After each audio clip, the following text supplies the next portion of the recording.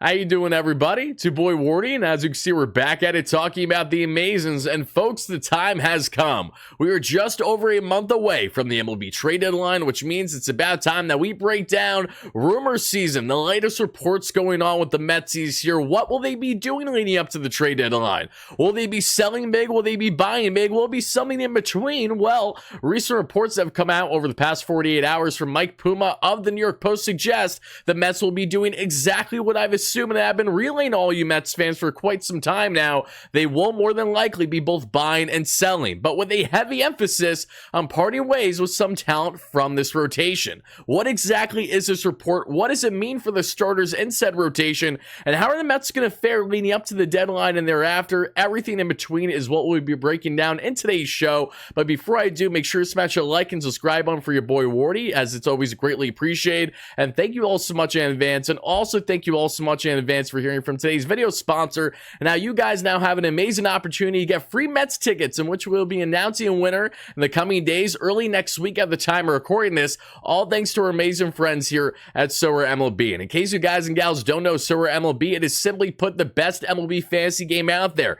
If you guys like MLB The Show, being your own true GM, a manager of a virtual team, where you then enter weekly tournaments at least twice a week on Mondays and Fridays with the teams that you build, and how you perform with these teams is based on how the players perform in real life. If you're interested in that kind of thing, look no further. MLB is here for you. And you enter weekly tournaments. Again, you can play for free or, of course, play to win real dollars. And these tournaments win cash prizes, hundreds if not thousands, based on your rankings, depending on how you do and how these players perform in real life. You can win, of course, ticket giveaways like we're doing right now, as we've done in the past on the channel. We gave away a boatload of Mets tickets earlier this year with MLB, and we're doing it again. To 3 lucky Mets winners, we're giving away Mets tickets to any games you want to go to this season. And all you guys and gals got to do to enter are the 2 simple steps. 1, sign up to MLB with our unique link in the description down below today. And 2, just make sure that you draft your team, enter a tournament, and that is all you need to do. You're automatically entered, and we'll be randomly selecting a winner sometime early next week. And as you guys and gals can see right here, I have 2 tournaments at the moment,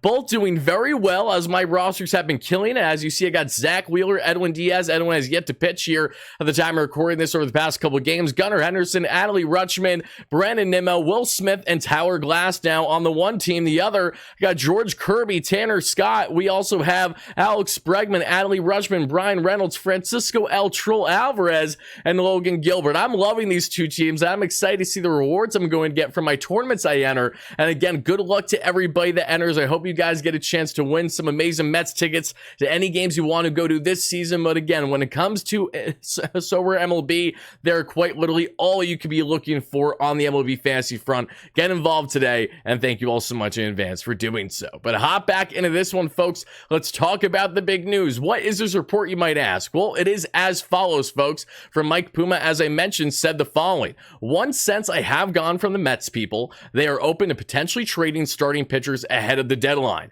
and still competing for the postseason, with Kodai Senga, Christian Scott, and Jose Buto, among others, seen as possible rotation adds. So first and foremost, Mets fans, definitely want to know your initial reaction to this report here from Mike Puma down below in the comments of this video. Where do you stand with the Mets being both buyers and sellers by the trade deadline? First and foremost, I'm here to tell you that in case you were doubting, in case you think the Mets are going full-blown sellers where they will not buy whatsoever, I almost got a bridge to sell you at this point with the way that they've been rolling here, 12-6 throughout the first, 18 games or so here in the month of June, if I can get my math going right. I'm not a mathematician, I'm a YouTuber. I think I nailed that, so there you go. So the Mets have been off to a joyful June after a miserable May to the point at the time of recording this, and they're going to be looking to buy and sell by the deadline. If you're wondering, Wardy, why exactly would they do this?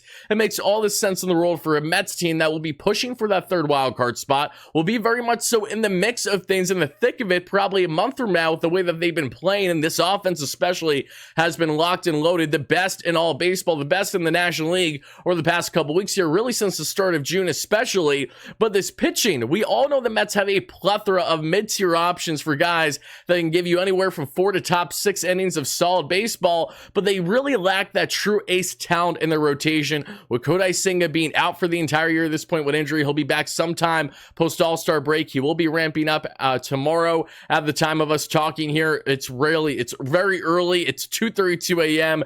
June 23rd right now talking, and Kodai Senga is is going to have a 20-pitch bullpen later today before the Mets evaluate what they will do with him thereafter. But with Senga still on the shelf, with Christian Scott somehow still in the minor leagues, when his swing to miss stuff went right, and his potential is far greater than really anyone in this rotation, you could probably argue right now, you're left wondering, why would the Mets trade away pitching talent while also trying to be buying as a team pushing for playoffs? Well, again, when you have a plethora of the options that the Mets have, you have an ability to get creative, and that's what you can do here. And again, with guys like Kodai Senga inevitably coming back at some point, Christian Scott, Jose Butto, two guys I would love in this rotation over two other starters, and you could take your pick among the three of the following. Between Jose Quintana, in which he's so Jekyll and Hyde this season, Tyler McGill, the same applies, David Pearson, I don't know what we're going to have in him yet. Out of those three, I would have no problem sliding in Christian Scott for one of those three. And secondly, I'm not opposed to seeing what Jose Butto can give you should he provide some length, which I know he struggled with the command. Point is, the Mets have a lot of unique options, and with a trade deadline that's destined to be big on, of course, acquiring pitching, that makes guys, especially even rentals like a Sean Manaea, who of course still has a second-year option, but a true rental like a Jose Quintana, and of course at the top of the list, even though I do not foresee the Mets to trade this man, he will have the highest value though among all these rental options. And Luis Severino, you got three guys right there that the Mets can consider at least dealing one of them while adding to the rotation internally while considering externally. Maybe a Jesus Luzardo if the Miami Marlins have any interest in training the division for a young controllable southpaw that will impact you beyond the 2024 season. Shooting for the stars, of course, Garrett Crochet, bringing his butt over from Southside in Chicago. We'll gladly take him from the White Sox, but he's going to cost you an arm and a leg. I definitely see a world here where the Mets will have an interest to a degree in acquiring some pitching, but probably more so on rounding out the bullpen and fixing those, fine-tuning those areas, especially with Jake Diekman, so Jekyll and Hyde as your lefty option. Danny Young's been awesome to this point, but with Brooks really out for the year and probably never pitching again for the Mets, with him being a pending free agent at the end of the season, you would like to add more there to those areas. The same way that I wouldn't be shocked if we see the Mets part ways with one of their current outfielders and their mix of Tyrone Taylor, Harrison Bader, DJ Stewart, etc. They have an abundance there, probably some guys they can part with to, of course, rectify and solidify other areas. So for all those reasons, when you got guys like Luis Severino, again, not a guy I foresee the Mets to deal, but he has been so fantastic this season that I'm sure the Mets will at least consider pondering the idea for the one-year deal, in which the Mets would love to bring him back probably, but we know David Stearns is a guy that he's pretty savvy on his front office decisions, and he has done it in the past where he has both sold at the deadline while looking to acquire and push for playoffs.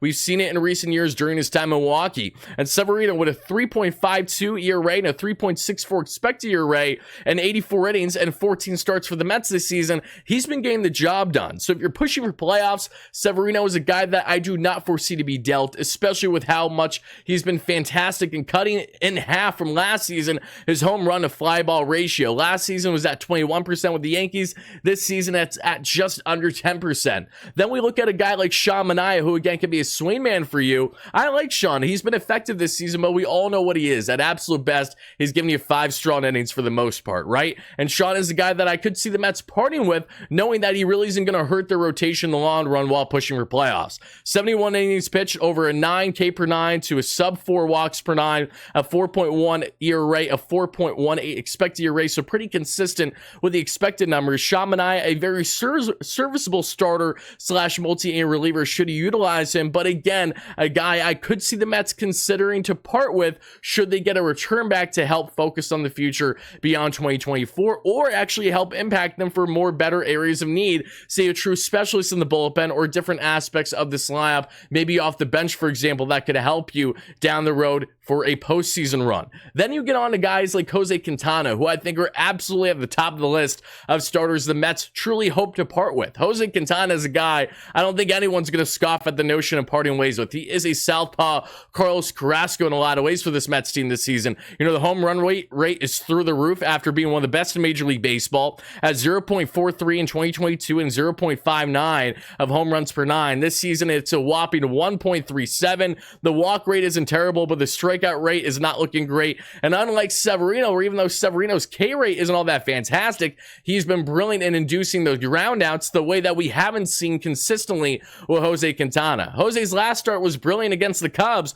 but can we expect that every 5th time out there? No, we really can't for a soft tossing southpaw that needs pinpoint accuracy to truly really have success at the MLB level right now. So a 4.58 ERA and an over 5 expected ERA and a right around 15 innings is not going to get the job done for the Mets as they push for playoffs. Quintana is already looking on the outside looking in comparison to a Kodai Senga and a Kristen Scott when slotting in this rotation down the stretch beyond the All-Star break. So Jose Quintana is definitely a name I would keep an eye out for the Mets to consider party with on that one-year deal, in which that's a final part of his deal there with the Metsies, and seeing what you can get in return while still trying to have a run in the 2024 season. But then there's a couple arms I want to emphasize here briefly, that being Tyler McGill and David Pearson. Now, I'm not saying that's a lock that either of these guys will be dealt by the deadline or leading up to the deadline, but there is definitely a higher trade value to a degree with some of these guys given their team control. And Tyler McGill, who got roughed up his past start just over this past night at the time of recording this, now has, it hasn't been updated yet here through Fangraphs IC, was a 3.52 ERA, but that has jumped well over 4 since his start, where he got absolutely rocked here by the Chicago Cubs. But Tyler McGill, who fluctuates a lot with that 6 to 7 pitch arsenal, throwing the kitchen sink out there and trying to get swing and miss, and he did that against the Cubs, but it wasn't before at least giving up 5 to 6 earned runs, and that's the major problem here with Tyler McGill. He won 3 innings, he gives you no depth. It's Jekyll and Hyde on what you're getting. McGill profiles best, in my opinion, as a 1 or 2 inning reliever, and he'll probably profile similar to his brother Trevor, in which he's been dominant as the closer there, getting those save opportunities as the flamethrower for the Milwaukee Brewers. I think McGill has that type of potential as a true dominant arm in the pen, but I think his times as a true mainstay starter are quickly coming to an end with the lack of consistency once again, as this isn't Tyler's first rodeo in the rotation, and it's not like that this is a David Stearns guy where he's relying on him. So Tyler McGill, who still has multiple years of control, isn't a free agent until the 2028 offseason. You have to wonder if that's a name that the Mets would consider to deal with, especially if he works himself out of the Mets rotation already, where Jose Buto and Kristen Scott both seem like more feasible options. And then David Pearson, a crafty southpaw who's trying to figure out if he wants to be more of a ground ball pitcher, more of a strikeout pitcher like 2022. He's still trying to find out his game. Another guy that, again, isn't hitting the market now until the 2027 offseason, so a couple years left of control, but in a small sample size of just 4 starts so far this season, coming back from hip surgery this past offseason, a 3.97 ERA, a 5.6 expected ERA. David Pearson, again, hasn't showcased much on the K per 9 or the walk per 9. He's still trying to figure out what's going to be best for him in his role, but again, has some nice stuff, electric fastball when it is right, but not something that he should be relying heavily on, and he does have that wipeout slider, of course, that back foot one as well, but you have to make sure that you have your pitches working correctly and consistently. And this rotation, while they overall have not been terrible, their lack of depth has been a major problem, and I'm sure the Mets would like more length, which is why I could definitely see them also looking to add potentially some starting pitching that is really polar opposite of what they're parting ways with, guys that can go deep,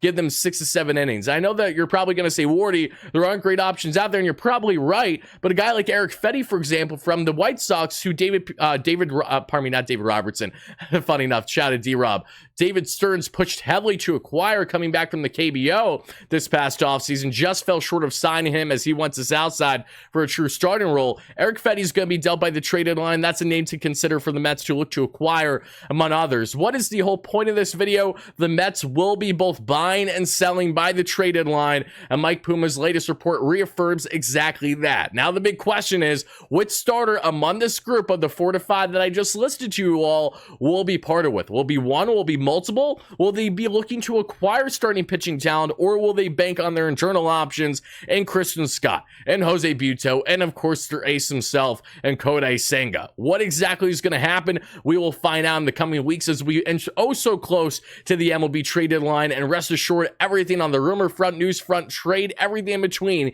we will cover to an absolute T, as we always do every single year here on the WardyNYM platform. So that's going to do it for your boy Wardy, everybody. Thank you all so much for watching. Let me know your thoughts in the comments down below. What starters, if any, will you like to see the Mets consider parting ways with more than others per se? And ultimately, what moves do you anticipate the Mets to do as a team, both looking to buy and sell by this year's MLB trade deadline? If you want my humble opinion, I have no problem seeing one of, if not both of, Sean Manaea and Jose Quintana dealt, should the Mets at least acquire maybe one more starter like Eric Fetty, for example, that can give you more length. And of course, calling up your Christian Scotts, the Jose Butos if need be, and Kodai Senga, hopefully having an impact for this Mets team before it's too little too late this season. And right now, there's no reason to write off Senga with the way the Mets have been playing and swinging the bat. Now they just need their ace back to really round out things for their rotation and see how much potential does this team have to crack that third wild card at minimum this year leading into playoffs. So again, guys, let me know your thoughts down below. Thank you all so much for watching. I'll talk to you again real soon. Let's go Mets, baby. Peace out.